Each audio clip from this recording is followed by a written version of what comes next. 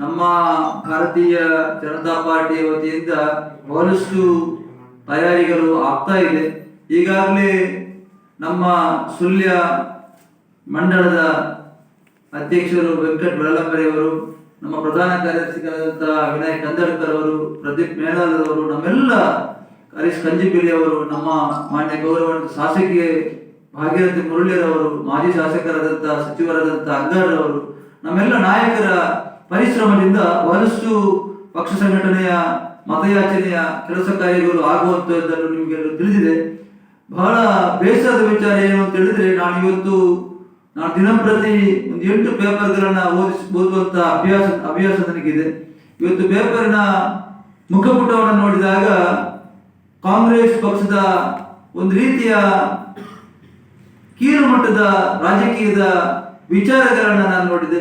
ಬಹಳ ಮುಖ್ಯವಾಗಿ ಭಾರತೀಯ ಜನತಾ ಪಾರ್ಟಿ ಇಷ್ಟು ವರ್ಷಗಳಲ್ಲಿ ಅದು ರಾಜ್ಯದಲ್ಲಿ ಆಡಳಿತ ಮಾಡೋ ಸಂದರ್ಭ ಆಗಿರ್ಬೋದು, ಅಥವಾ ಕೇಂದ್ರ ಸರ್ಕಾರದ ನಮ್ಮ ನೆಚ್ಚಿನ ಪ್ರಧಾನಿ ಮೋದಿಜಿ ಅವರ ನೇತೃತ್ವದ ಕೇಂದ್ರ ಸರ್ಕಾರದ ಆಡಳಿತವಾಗಿರ್ಬೋದು, ಎಷ್ಟು ಒಳ್ಳೆಯ ಆಡಳಿತವನ್ನ ಕೊಟ್ಟಿದೆ ಅಂತ ಹೇಳಿದ್ರೆ, ಇವತ್ತು ಸನ್ಮಾನ್ಯ BS ಯಡಿಯೂರಪ್ಪನವರು ನೀಡಿದಂತಹ ಭಾಗ್ಯಲಕ್ಷ್ಮಿ ಯೋಜನೆ ಇವತ್ತು ಆ ಹೆಣ್ಣು ಮಕ್ಕಳಿಗೆ ಬರತಕ್ಕಂಥ ಜೂನ್ 18ಕ್ಕೆ ಅದರ ಅವಧಿ ಮುಗಿದು ಆ ಕುಟುಂಬಕ್ಕೆ ಸಿಗತಕ್ಕಂತ ದಿನ ಹತ್ತಿರ ಬರ್ತಾ ಇದೆ. ಅದಲ್ಲದೆ ಬೇರೆ ಬೇರೆ ಜನಪರ ಯೋಜನೆಗಳನ್ನ ಕೊಟ್ಟು ಇವತ್ತು ಯಡಿಯೂರಪ್ಪನವರು ಪ್ರತಿ ಜನರ ಮನಸ್ಸಿನಲ್ಲಿ ಇರತಕ್ಕಂಥ ರಾಜಕೀಯ ಒಬ್ಬ ಹಿರಿಯ ಮುಖ್ಯಮಂತ್ರಿಯಾಗಿ ಕೆಲಸ ಕಾರ್ಯಗಳನ್ನ ಮಾಡಿದವರು. ಒಂದು ಘಟನೆಯನ್ನ ಉಲ್ಲೇಖ ಮಾಡ್ತೇನೆ.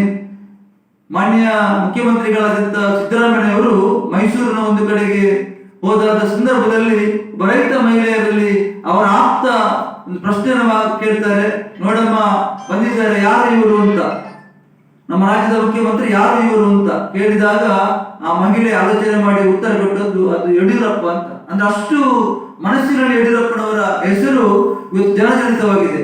ಅದರ ಜೊತೆಗೆ ನಮ್ಮ ಕೇಂದ್ರ ಸರ್ಕಾರದ ಯೋಜನೆಗಳು, ನರೇಂದ್ರ ಮೋದಿಜಿಯವರು 2014ರ ಚುನಾವಣೆ, ಬಳಿಕ 2019ರ ಚುನಾವಣೆ, ಈ ಬಾರಿ 3ನೇ ಬಾರಿಗೆ 2023ರ ಚುನಾವಣೆಯ ತಯಾರಿಯ ಸಂದರ್ಭದಲ್ಲಿ ಇವತ್ತು ಮಾಧ್ಯಮದ ಎಲ್ಲ ಮಾಧ್ಯಮಗಳ ಮುಖಪುಟದಲ್ಲಿ ಏನೋ ಒಂದು ಚೊಂಬಿನ ಚಿತ್ರವನ್ನ ಹಾಕಿಕೊಂಡು ಒಂದು ಕೀಳು ಮಟ್ಟದ ರಾಜಕೀಯದ ಜಾಹೀರಾತನ್ನ ನೀಡುವಂತಹದ್ದು ಇದು ಖಂಡನಾರ್ಹ.